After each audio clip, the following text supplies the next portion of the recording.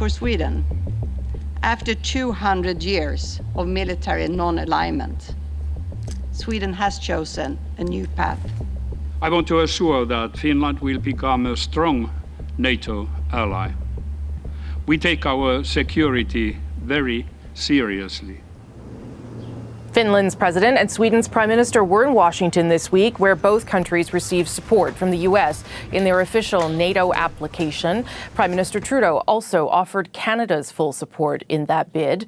This latest expansion of the alliance comes in direct response to Russia's invasion of Ukraine. Kurt Volker is a former U.S. ambassador to NATO. I spoke to him about Finland and Sweden's historic decision and what could happen next. Ambassador Volker, thank you for joining us. Appreciate it. It's my pleasure. Thanks for having me. I want to talk, obviously, about Finland and Sweden making their formal applications this week. Also, Sweden's prime minister and Finland's president visiting Washington. How significant is it for these two countries that were previously not aligned militarily in this way to make a bid to join NATO? Well, it's incredibly important, and you have to put this in historical context. Sweden has been a non-aligned country for over 200 years, and Finland ever since World War II. Yeah. And they have been jolted out of that by a realization that with Russia's brutal aggression and unprovoked attack on Ukraine, it is not safe to be non-aligned in Europe anymore and to be that close to Russia. So that realization that Russia is indeed an immediate threat and they need to be part of an alliance in order to be safe, that's a very big deal. The second thing is that it also shines a light on this aspect for Ukraine in the future. Ukraine was not making any progress toward joining NATO for 14 years. And President Zelensky, in the course of the war, has suggested that maybe it could be a neutral country. But if the strongest and most capable neutral countries with strong militaries find that they think it is not safe to remain neutral, I think we need to go back and relook at the issue of NATO membership for Ukraine as well, once this war is over. Well, beyond Ukraine, though, do you see other countries that will likely need to seek out membership in NATO to feel safe where they are positioned? Yes. So I think, at least from my perspective, looking back over the years, we left a number of countries in something of a gray zone where they were not being invited to join NATO. They were under pressure or threat from Russia, but not being invaded. But that changed over the last 14 years. And Russia invaded Georgia in 2008. They invaded Ukraine the first time in 2014. They did it again this year, and they have continuously occupied a portion of Moldova. And we do see some countries in the Balkan region as well, still not on track for NATO membership, and the risks of renewed violence in the Balkans are always out there. So I think at a minimum, you would see Ukraine, Georgia, and Moldova looking at trying to join NATO after the war. You have the Austrian and Swiss parliaments conducting studies now on their own security situation. And you do have these countries in the Balkans that have not progressed, but maybe now they will. Yeah, that's getting to be a pretty long list at that point. I realize that Turkey is still putting up, well, I don't know if it's a fight, but it certainly seems to be trying to use this as a negotiating tactic. Do you think that can get resolved and so Finland and Sweden will get in?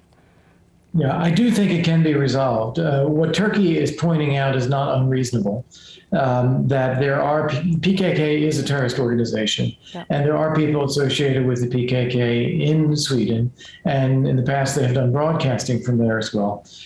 So it is a reasonable request for Sweden to clamp down on this group. And also, both countries have arms bans on arms sales to Turkey, which the Turks point out is not the action of an ally.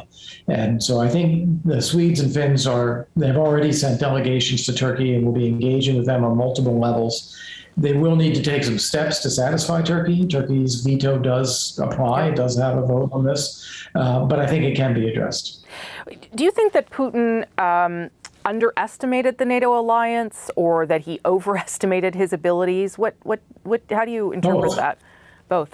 I think it's both. He far overestimated Russia's capabilities, probably because his own military advisors and commanders told him that they were better than they are. But they're clearly nowhere near the military competency that they thought they were. They also thought that Ukraine was weak, divided, and would welcome Russia in, and the government would fall within days. Clearly, that was also wildly wrong. And then finally, I didn't think that they expected that NATO would have a unified approach to this.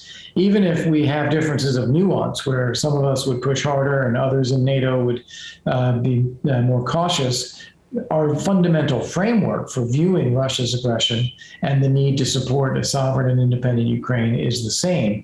And that has been reinforced because of the war.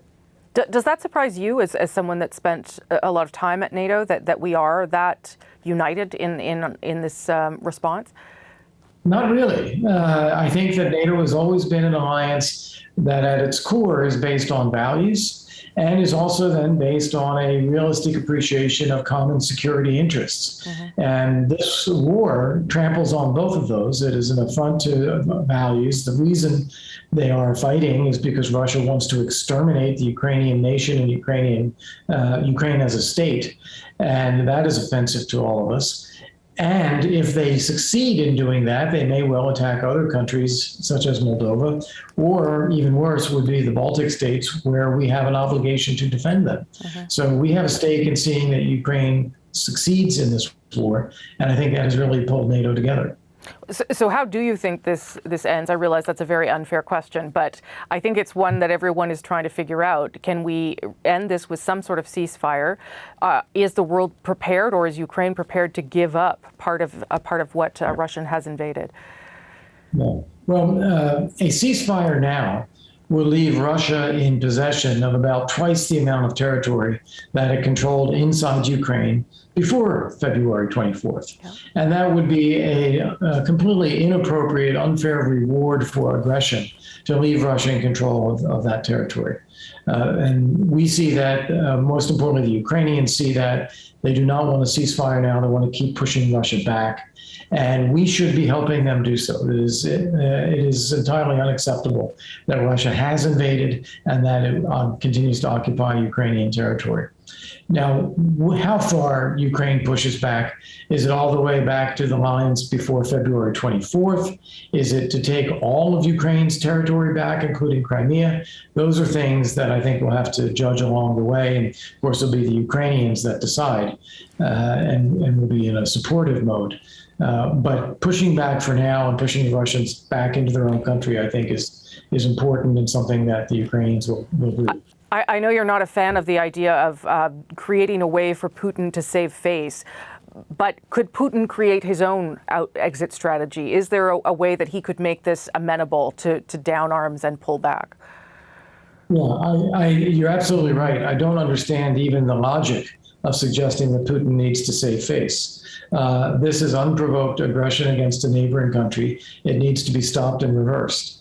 And there is no saving face. I mean, look at what the Russian troops have done in terms of rape, in terms of murder, deliberate targeting of civilians, execution-style mass graves.